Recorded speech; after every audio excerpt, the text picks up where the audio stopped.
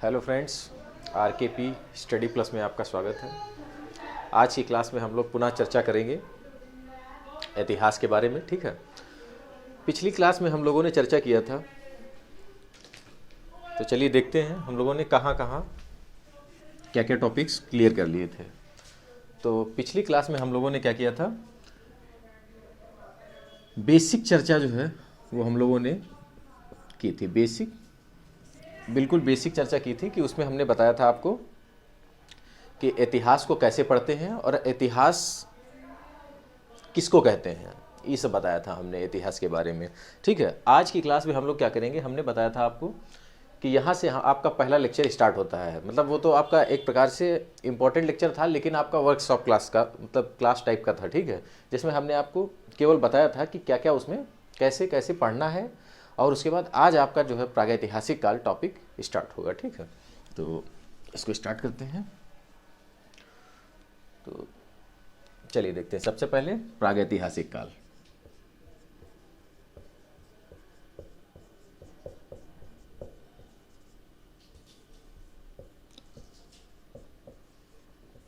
प्रागैतिहासिक काल,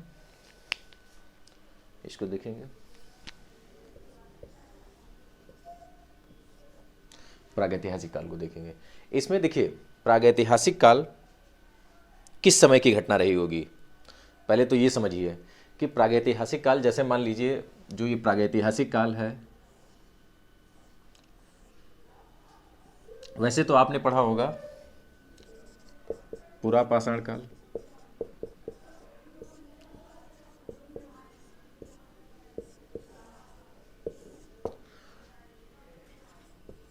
मध्यपाषाण काल,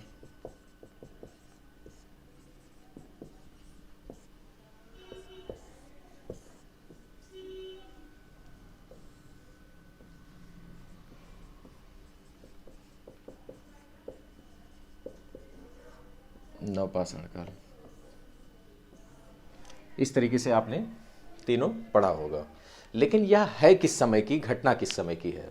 तो जैसे लगभग हम आपको बताते हैं कि अलग अलग पुस्तकों में अलग अलग आपको देखने को मिलेगा। जैसे हम आपको बताते हैं कि यह जो है जो विघटन है या यह समय जो है लगभग 25 लाख बीसी के आसपास की घटना है। ठीक है, 25 लाख बीसी के आसपास की घटना है। तो उस समय क्या रहा होगा, ज्योग्राफिकल अगर जो है हिसाब से देखें तो उस समय प्लीस्टोसीन का युग रहा होगा। प्लीस्टोसीन यानी जो है उस समय हिम युग रहा होगा। तो अब देखिए, एक तो हिम युग और प्लस जो है जैसे अब मानव की उत्पत्ति के आधार पर हम लोग देखते हैं। ठीक है, कि जैसे मानव जो है, कुछ विद्वानों का मानना है कि जैसे जब आपका जो है ये आपका पूरा पाषाण काल आता है या पाषाण काल आता है, उस समय आदि मानव नहीं था, उस समय आधुनिक मानव थोड़ा आ चुका था, ये मानना है। लेकिन ऐसा नहीं है कि कुछ जगहों से जैसे उनकी जो है जो भी उनके उपकरण पाए जाते हैं या जो भी है, मतलब उससे ये भी पता चलता है कि वहाँ पर आदिम जनजाति रहती थी, क्योंकि वहाँ से शिकार और पशुपालन और पशुपालन तो आपका बाद में आएगा। ठीक है, पुरापाषाण काल में तो जो है आपका शिकार ही, यानी सीधी सी बात है कि वो दूसरे मतलब खाने के लिए क्या करेगा, वो दूसरे पर ही निर्भर रहेगा। यानी वो अपना शिकार करेगा, खाद्य संग्रह करेगा, लेकिन खाद्य उत्पादक नहीं बनेगा। खाद्य उत्पादक बनेगा कब, जब अगली अवस्था आएगी उसकी, तो खाद्य उत्पादक पे भी परिवर्तन होगा। ठीक है, तो वो अब बात की बात है। सबसे पहले तो हम लोग क्या समझते हैं कि जैसे जो पुरापाषाण काल है, तो सबसे पहले हम क्या करते हैं कि पुरापाषाण काल को, इसमें हम आपको जैसे इसको इंग्लिश में पहले ये तीनों चीज़ समझ लीजिए। वैसे अगर देखा जाए तो मध्यपाषाण काल की संकल्पना नहीं है, लेकिन वो मध्यपाषाण काल संक्रमणकालीन अवस्था है उसको। तो इसीलिए साथ में ही हम लोग क्या करते हैं, हम लोगों के जो सिलेबस में रहता है उसमें हम लोग एक सिस्टमेटिक वे पे तीनों को पढ़ते हैं। वैसे तो हम अगर आपको बताएं तो सर जॉन लुबाक ने नवपाषाण काल और नवपाषाण काल और पुरापाषाण काल, यानी पुरापाषाण काल और नवपाषाण काल में ही विभाजित किया है। जैसे जो इसके काल को जो है, जैसे इसमें क्या हुआ, पुरापाषाण काल में हुआ, मानव ने क्या किया कि एक तो शिकार करता, मानव शिकार करता, फिर दूसरा क्या करता, खाद्य संग्रह करता। ये दो काम करता पुरापाषाण काल में। ठीक है, अब उसके बाद देखना ये दोनों काम जो है आगे नवपाषाण काल में क्या रहेगा, इसके नवपाषाण काल में रहेगा शिकार तो करेगा ही, उसके साथ ही खाद्य संग्रह भी करेगा, प्लस खाद्य उत्पादक भी बनेगा। खाद्य उत्पादक भी बनेगा, यानी यहां पर क्या जुड़ गया, खाद्य उत्पादक जुड़ा है।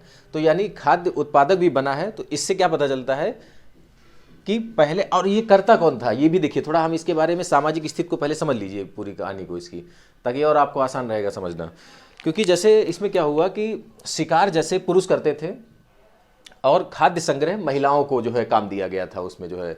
तो यानी इससे भी ये भी पता चलता है कि महिलाओं की स्थिति में भी सुधार रहा होगा उस समय महिलाओं की स्थिति मतलब दयनीय नहीं रही होगी, या मतलब खराब तो नहीं कह सकते बिल्कुल है। क्योंकि महिलाएं, सबसे महत्वपूर्ण कार्य जो होता था उस समय का वो खाद्य संग्रह होता था। खाद्य संग्रह और शिकार में अंतर क्या है, खाद्य संग्रह जो है ऐसी वस्तुएं होती थी जैसे शहद हुआ या ऐसी चीज़ें जिनका जो है संग्रह कर सकें हम, यानी उसको रख के, जैसे आप लोग क्या करते हैं अचार को रख के खाते हैं, या गेहूं का संग्रह कर लिया, या इस तरीके से मतलब क्या किया उसका जो है खाते रहते हैं साल भर 2 साल, ठीक है। इस तरीके से चावल है या जो भी है वो खाद्य संग्रह हो गया। अब इसी तरीके से हम लोग क्या करते थे, मतलब वो लोग कि शिकार जो होता था, मान लीजिए शिकार, जैसे मान लीजिए अभी भेड़ को या किसी को भी मारा, किसी भी जंगली जानवर को उन्होंने मारा, तो वो अब बहुत ज़्यादा दिन सस्टेन नहीं कर पाएगा। बहुत ज़्यादा सस्टेन करने का मतलब है कि बहुत ज़्यादा दिन तो चल ही नहीं पाएगा, वो खराब हो जाएगा, उसको खाना ही पड़ेगा। तो इसलिए जो पुरुष थे वो शिकार करते थे, महिलाएं खाद्य संग्रह करती थी, और जो बूढ़े बुजुर्ग थे वो बच्चों का लालन पोषण करते थे, ठीक है, यानी वो बच्चों को देखभाल करते थे। तो इस तरीके से बुजुर्गों की अवस्था भी जो है, मतलब उनको बुजुर्गों की मतलब जो वो सम्मान जो है करते थे। जैसे अब जैसे मान लीजिए उनकी जो है समाधियां भी मिली है, जो बुजुर्ग उनको जो है जैसे जब गाड़ा गया है, यानी उनको जो है मृत्यु होने के बाद उनका जो समाधान किया गया है, तो उसका भी नियम देखिए बहुत सिस्टमेटिक तरीके से वो कर रहे हैं। वो क्या कर रहे हैं, पूर्व से पश्चिम की ओर जो सब को गाड़ रहे हैं, यानी सब को जो दफना रहे हैं, वो पूर्व से पश्चिम, यानी वो क्या कर रहे हैं, सूर्य उदय से अस्त की ओर जो है, मतलब ये इंडिकेशन कर रहा है। ये माना जाता है कि सूर्य उदय होता है और अस्त होता है, यानी छिप जाता है, उसी दिशा में जो है उस शव को दफनाया गया है। इस तरीके से उनकी सम्मान की स्थिति उनके अंदर बताई गई है, जो इतिहासकारों के आधार पर बताया गया है, वो हम आपको बता रहे हैं, ठीक है। तो इस तरीके से ये भी मतलब जो है, तो अब आपको समझ में आया कि शिकार जो है और खाद्य संग्रह क्या है। यानी शिकार जो है वो बहुत मतलब समझ लीजिए एक प्रकार से पुरुष करते थे और वो बहुत ज़्यादा सस्टेन नहीं कर पाता था। लेकिन खाद्य संग्रह जो है, जिसमें शहद आता था आपका जो है, और भी जो है जंगली जो है, मान लीजिए कोई कुछ ऐसे आइटम रहे होंगे खाने के लिए जो मतलब खाए जाते होंगे, जिनको रख के खाया जाता होगा, तो जो इम्पोर्टेंट रहे हैं। तो इसलिए यह महिलाएं कार्य करती थी, तो इसलिए महिलाओं की स्थिति अच्छी मानी गई। अब उसके बाद खाद्य उत्पादक, यहाँ पर भी देखिए, अब जैसे जब खाद्य उत्पादक बने हैं नवपाषाण काल में, तो अब जैसे सर जॉन लुबाक का कहना है कि ये एकदम नहीं ऐसा हुआ है। अब इनका मानना है कि जैसे ये एक संक्रमणकालीन अवस्था, यानी ये सब धीरे धीरे हुआ है। जैसे क्या हुआ है कि पुरापाषाण काल से लेकर मध्य नवपाषाण काल के बीच जो ये खाद्य उत्पादक की स्थिति उत्पन्न हुई है, यह अचानक में नहीं उत्पन्न हुई है।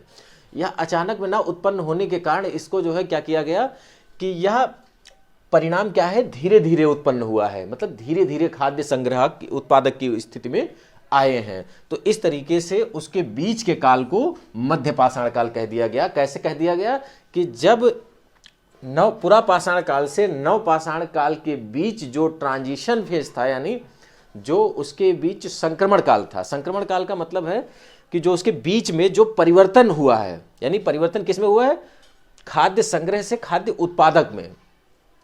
तो इसी तरीके से मतलब जो है इसी काल और उसके बाद कुछ परिवर्तन का मतलब जो है क्लाइमेट का भी परिवर्तन रहा है।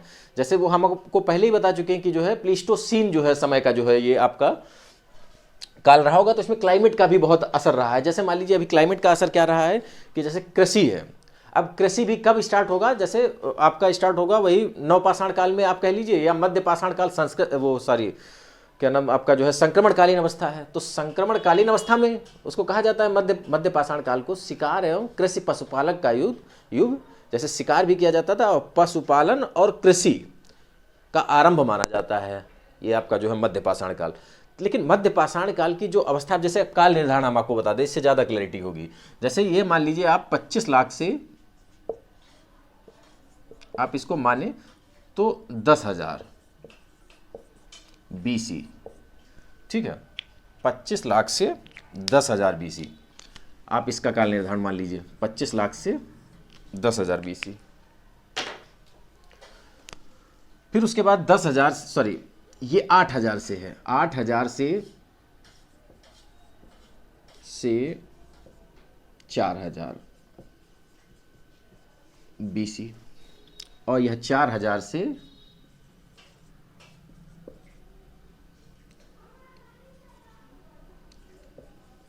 1,000 BC। इस तरीके से ये पूरा काल निर्धारण है। सॉरी, ये 4,000 से नहीं है, ये 9,000 से है, ठीक है।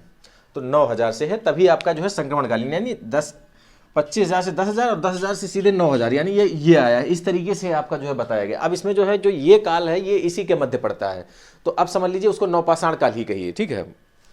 अब उसके बाद जो है यहाँ पर समझना है कि मध्य पाषाण काल। अब आपको काल निर्धारण आपको क्लियर हुआ, ठीक है। अब इसके बाद हम लोग क्या करते हैं कि पूरा पाषाण काल को हम लोग डिवाइड कर लेते हैं। अब जैसे 3 चीजें समझ में आई, नवपाषाण काल, मध्य पाषाण काल और पूरा पाषाण काल जो भी है, ठीक है। तो इस तरीके से आपको समझ में आया। अब इसमें जो है क्या करते हैं, जो क्वेश्चन हमारे बनते हैं उस तरीके से हम लोग उसको पढ़ते हैं, ठीक है। फिर उसके बाद हम लोग क्या करेंगे, नवपाषाण काल को हम लोग सबसे पहले पूरा पाषाण काल को देख लेते हैं।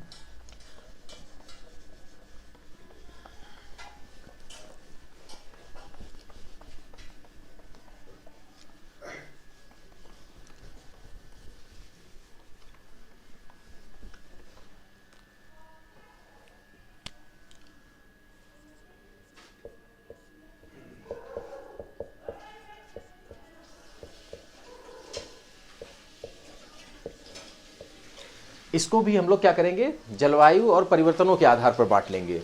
पिछले में हम जो है बता रहे थे आपको कि कृषि का आरंभ के बारे में कुछ समझा रहे थे, तो वो वहाँ पर कुछ गड़बड़ हुआ है। तो कृषि में हम आपको बता रहे हैं कि कृषि का जो है जो माना जाता है, तो वो कृषि भी एक क्लाइमेटिकल रीजन के आधार पर कृषि जो है उसका निर्माण माना जाता है। जैसे उस समय क्या हुआ, जब बहुत ज़्यादा ठंड पड़ रही थी, बहुत ज़्यादा मतलब हिमयुग था, तो उस समय कृषि करना, कृषि के लिए अनुकूल दशाएं नहीं थी, ऐसे समझ लीजिए, इसीलिए कृषि का आरंभ नहीं हुआ था। जैसे ही मतलब अनुकूल दशाएं बनेंगी तो कृषि का आरंभ स्टार्ट हो जाएगा, ठीक है। तो ये जो है हम लोग स्टार्ट, अभी हम लोग क्या करेंगे, पूरा पाषाण काल को हम लोग 3 भागों में डिवाइड पहले कर लेते हैं। तो पहले हम लोग क्या करते हैं, पूरा पाषाण काल को तोड़ लेते हैं। सबसे पहला इसका पार्ट है पूर्व पूरा पाषाण काल। पूरा पाषाण काल को, ठीक है, इंग्लिश में क्या कहते हैं, पाइलोलिथिक एज, ठीक है, पाइलोलिथिक एज कहते हैं। नवपाषाण काल को न्यूलिथिक एज और मध्य पाषाण काल को मीजोलिथिक एज कहते हैं, ठीक है। तो इस तरीके से आपको इंग्लिश में भी ये चीजें पता होनी चाहिए। फिर उसके बाद पूर्व पूरा पाषाण काल हुआ, मध्य पूरा पाषाण काल और उच्च पूरा पाषाण काल।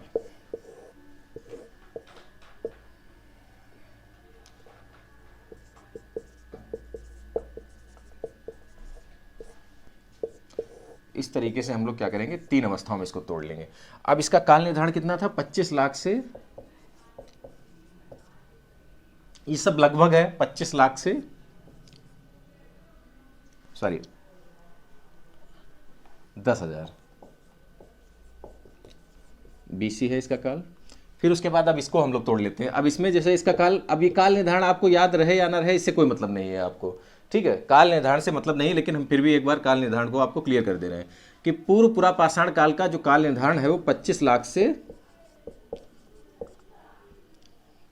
से 9 लाख BC। ये 9 लाख से 40,000 BC और ये 40,000 से 10,000 BC। तो इस तरीके से ये इसका काल निर्धारण हुआ, ठीक है।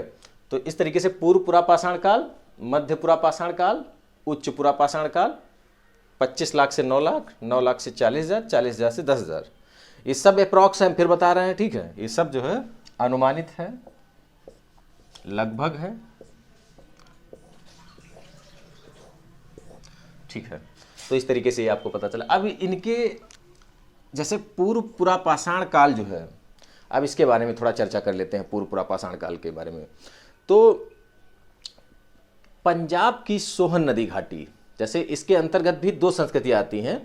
एक तो आपका आता है चापर चपिंग पेबुल संस्कृति। चलिए इसके अंतर्गत हम लोग क्या करते हैं, दो संस्कृतियों को हम लोग पढ़ते हैं। एक चापर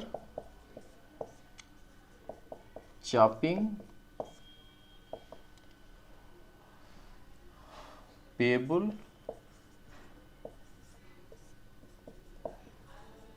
संस्कृति, चापर चपिंग पेबुल संस्कृति, और दूसरी हम लोग पढ़ते हैं हैंड एक्स संस्कृति।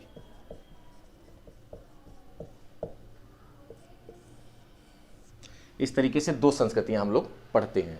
किसमें, पूर्व पुरापाषाण काल में हमने चापर चपिंग पेबुल संस्कृति और हैंड एक्स संस्कृति, ठीक है। तो ये देखिए चापर चपिंग पेबुल संस्कृति के जो है उपकरण है ये विकसित अवस्था में पाए गए ना, तो ज़्यादा पाए गए हैं। तो इसलिए क्या हुआ है कि चापर चपिंग पेबुल संस्कृति जो है वो सोहन नदी घाटी में प्राप्त की गई है। सोहन नदी घाटी कहाँ पड़ती है, पंजाब में, ठीक है। तो पंजाब की सोहन नदी घाटी में ये प्राप्त हुए हैं उपकरण यहाँ के। फिर उसके बाद हैंड एक्स संस्कृति, ये यहाँ के जो उपकरण हैं वो कहाँ से प्राप्त किए गए हैं, तो ये उपकरण पाए गए हैं वादम दुराई और अतिरम पक्कम से प्राप्त किए गए हैं। वादम दुराई एंड अतिरम पक्कम। चलिए लिख देते हैं, वादम दुराई एवं अतिरम पक्कम, ठीक है। तो यहां से ये उपकरण पाए गए हैं। अब ये मतलब ये समझ लीजिए विकसित अवस्था में यहाँ के उपकरण ये हैं। अब उसके बाद जो है मुख्य रूप से उपकरण पाए काहे के जाएंगे, तो ये आपको समझ लीजिए यहाँ पर एक तो हड्डी, लकड़ी, और इसका नाम ही स्टोन एज है तो इसलिए यहाँ पर पत्थर। पत्थर में भी कौन सा पत्थर, तो वो क्वार्टाजाइट,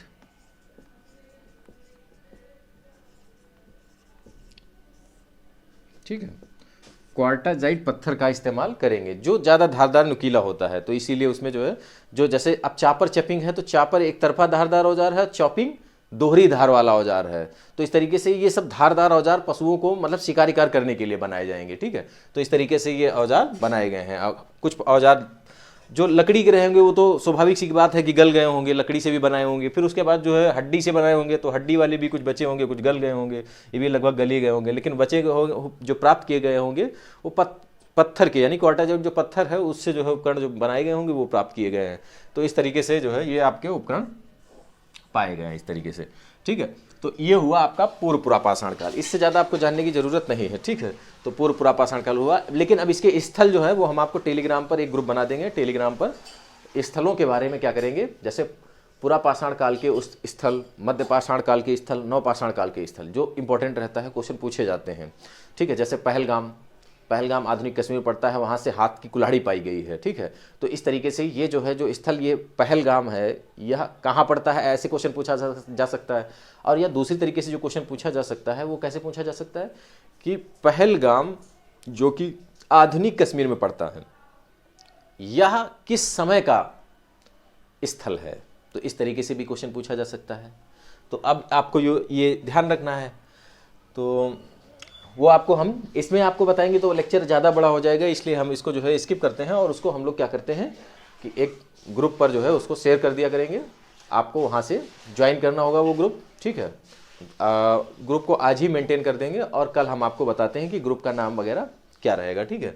तो इस तरीके से चलिए अब हम लोग आते हैं मध्य पुरापाषाण काल में।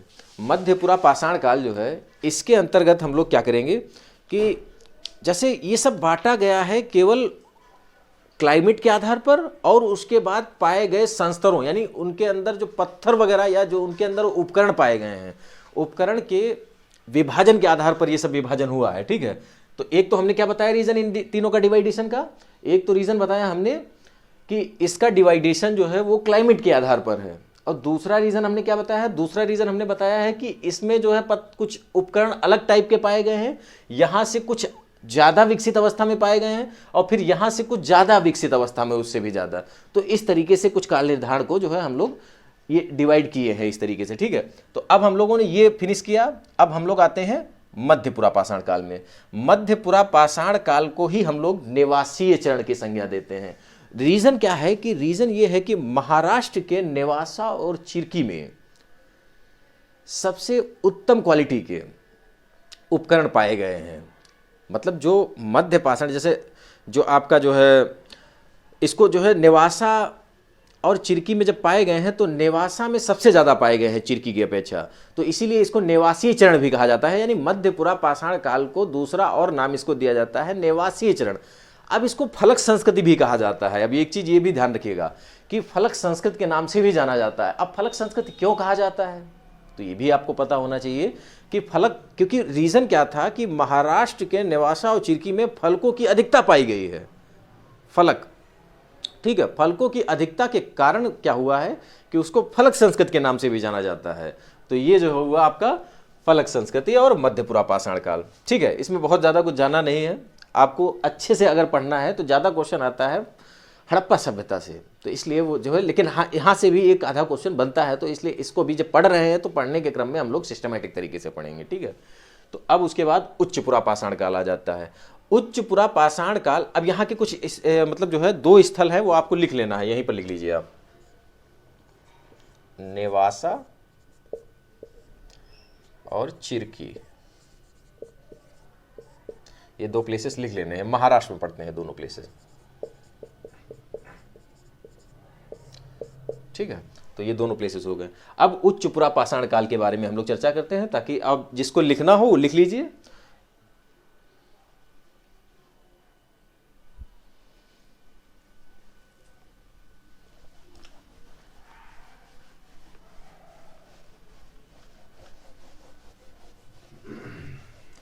जिसको भी यह ना दिखा हो कैमरे के फ्रेम में, फिर से आप देख लीजिए। इसमें चापर चपिंग पेबुल संस्कृति लिखा था, हैंडेक्स लिखा था, और वादम दुराई एवं अतिरम पक्कम में ये हैंडेक्स संस्कृति हुई थी, और सोहन नदी घाटी में चापर चपिंग और पेबल संस्कृति पाई गई थी। तो इस तरीके से ये आपको पता होगा, ठीक है।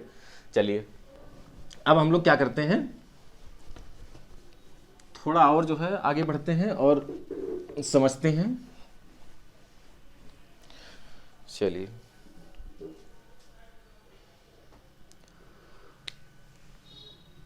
क्या बताया था हमने, हाँ पूर्वपुरा हमने बता दिया था और मध्यपुरा बता दिया था। उच्चपुरा हमको समझाना है। उच्चपुरा पाषाण काल, उच्चपुरा पाषाण काल। तो उच्चपुरा पाषाण काल में क्या हुआ है, उच्चपुरा पाषाण काल में आधुनिक मानव होमोसैपियंस का उदय हो गया है। सबसे महत्वपूर्ण पॉइंट आप यही लिखिएगा कि अपने नोट्स में जहाँ बना रहे होंगे तो वहाँ पर सबसे पहला यही लिखेंगे कि आधुनिक मानव होमोसैपियंस का उदय कहाँ हुआ है, तो वो आपका उच्चपुरा पाषाण काल में हुआ था। अब एक चीज़ और हम आपको बताते हैं कि पूर्वपुरा पाषाण काल में अग्नि का आविष्कार हो चुका था। पूर्वपुरा पाषाण काल में अग्नि का आविष्कार हो चुका था। क्यों? क्योंकि उन्होंने जब पत्थर बनाए तो पत्थरों से जो घर्षित हुए होंगे तो उससे चिंगारियाँ निकली होगी, तो उससे हो सकता है कहीं पर सूखे पत्ते होंगे उनमें आग आग लग गई होगी। तो इससे ये पता चलता है कि अग्नि का आविष्कार तो हो गया, लेकिन वो अग्नि से डरते थे उस समय, ठीक है। अब उसके बाद देखना कि जब आपका जो है, अब यहाँ पर अभी नहीं है अग्नि का जो है जो उपयोग है वो आगे आएगा, ठीक है। अब हमने आपको बता दिया कि यहाँ पर क्या हुआ था, अग्नि से परिचित हो चुके हैं। अब उसके बाद इसके प्रमुख उद्योग क्या हुआ यहाँ पर, तो यहाँ पर सबसे मेन चीज़ है कि आपका जो है शिकार, और उसके बाद शिकार तो चल ही रहा था, ठीक है। फिर उसके बाद जो है क्या हुआ, यहाँ पर जो है चकमक उद्योग,